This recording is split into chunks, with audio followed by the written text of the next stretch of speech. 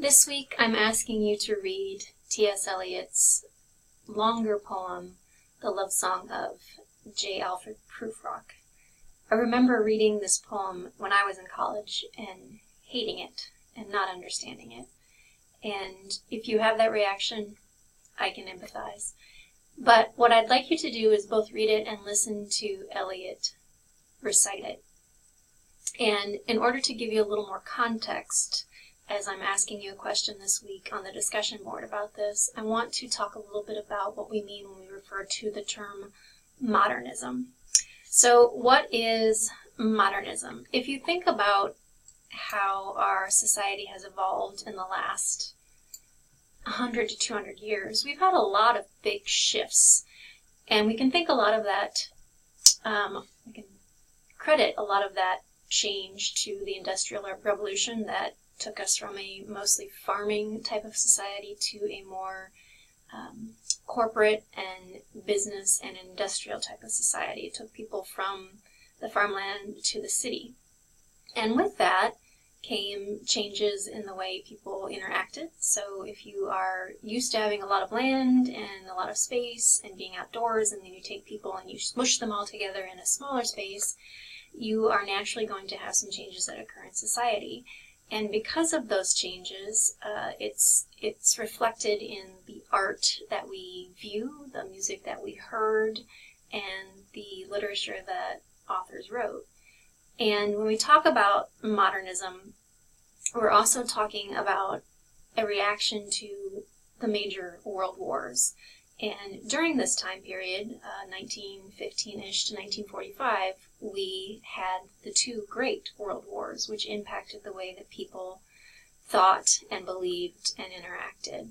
So it can be considered a traumatic coming of age. So modernism, again, is 1915 to 1945, and before this period, especially in the artistic, creative world, things felt more orderly. There was more of a sense of purpose. People had a pretty stable moral code that they didn't want to deviate from, and clearly identified who they were and what their role in the world was. But then you add to it the changes in society and the wars, and things become more chaotic. People start to lose hope, to lose faith, to lose their identities, and everything becomes a little bit more confusing. Lifestyles become more urban and more hectic, and as such, you get that turmoil reflected in art. And the art that we're focusing on is literary art. So we had the world wars, and you saw major countries go through different forms of government, including fascism, Nazism, and communism. And we're still feeling the effects of some of those isms today on people and how we communicate and interact.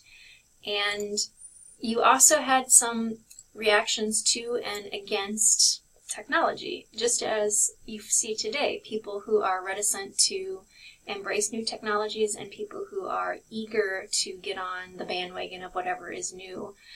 If you think about the technology in the modernist period, we're dealing with things that could kill people in a wider range. So not just bayonets, not just guns that shoot one or a few bullets, but machine guns, tanks, submarines, airplanes, flamethrowers, and the atomic bomb. So the development of nuclear weapons that can wipe out entire continents if we wanted them to. So this is a change in the way that we wage war. And in a lot of ways, for a lot of people, that was terrifying. The notion that we could fly over someplace in an airplane and drop a bomb and kill thousands, if not hundreds of thousands or millions of people, brought a lot of people to their feet and made them pay more attention. So you have the switch between the way people lived, again, the more kind of prescribed rural type of life, and knowing what you were born into and what you were going to do, and then the change in technology enabled people to if they didn't want to be a farmer, they didn't have to be a farmer. If they wanted to be able to get from a lower caste to a higher class, they could try to do that. We also had some social and historical changes that happened. We have the introduction of jazz music in New Orleans, Louisiana.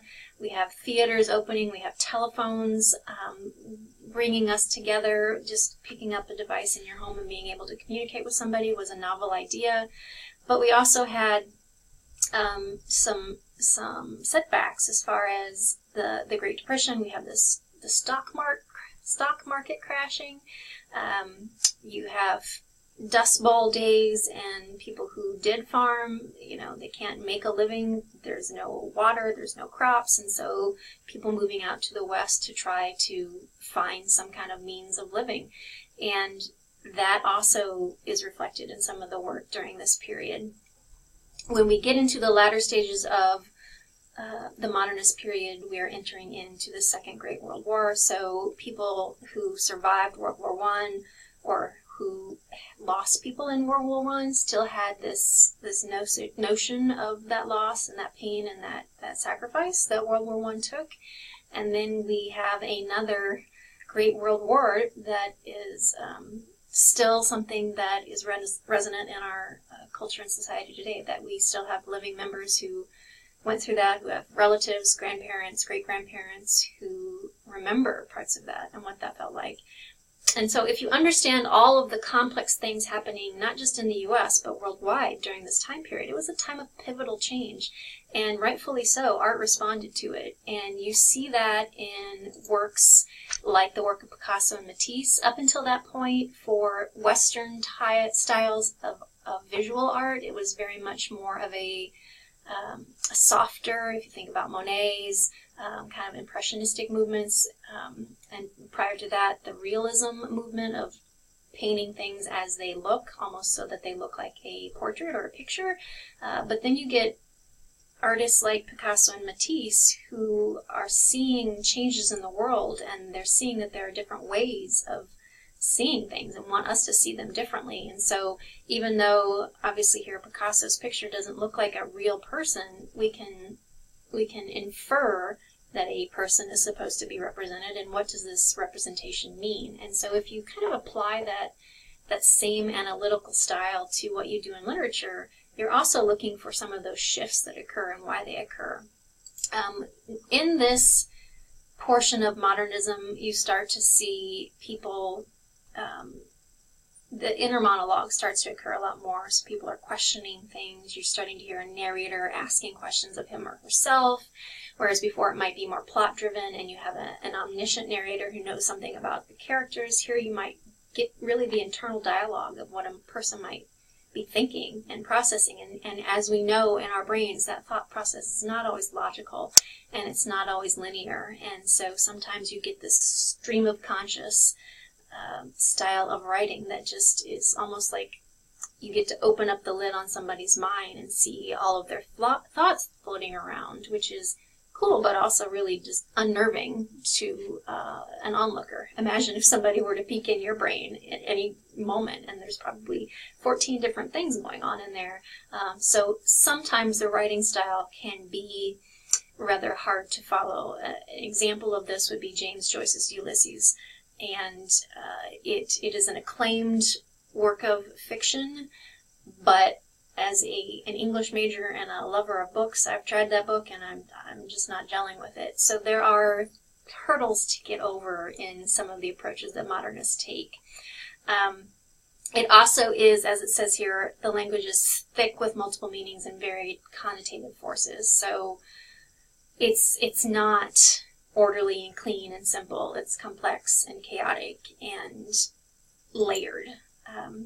You also start to see more ambiguous endings. We might read a story and prefer or crave the tidy ending where we know what's going to happen, but this style of artistic movement lent toward not necessarily following that pattern. And you also get the non-sequential story where things don't go in order. There might be flashbacks. We might start here and then flash forward, and then the third half of a piece you might flash back to the past.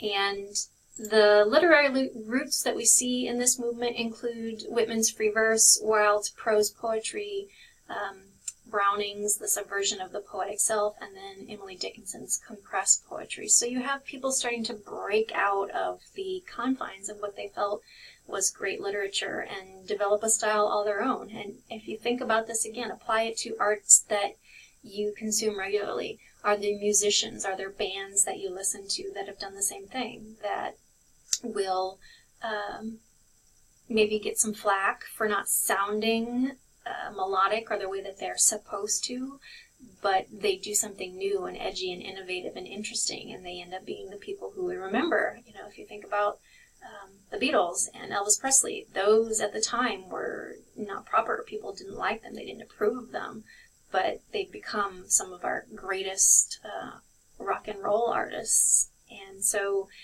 that's what the Modernist writers were attempting to do. A Modernist writer is willing to disrupt traditional notions of order, sequence, and unity. They risked it for the sake of their art.